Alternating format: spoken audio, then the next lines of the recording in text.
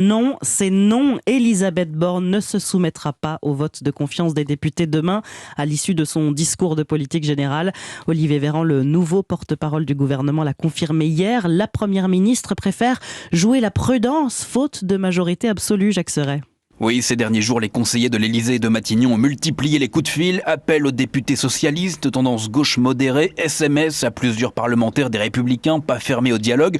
Beaucoup de députés nous ont dit « on verra », explique un ministre qui a lui-même décroché son téléphone pour prendre le pouls de l'hémicycle.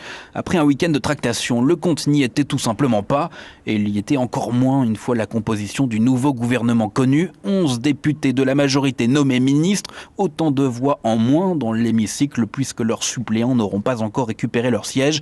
Conséquence, se soumettre à la confiance des députés relevé de l'aventure hasardeuse. Il y avait un risque, confesse un ministre de poids, c'est que le RN nous piège.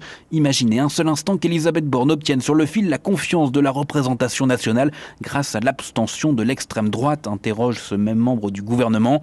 Une situation qui aurait été pour le moins complexe à assumer pour une première ministre issue des rangs de la gauche. Jacques Serret du service politique d'Europe 1 notait que le groupe de la France Insoumise à l'Assemblée nationale compte déposer une motion de censure contre le gouvernement demain, motion que le Rassemblement national ne prévoit pas de voter.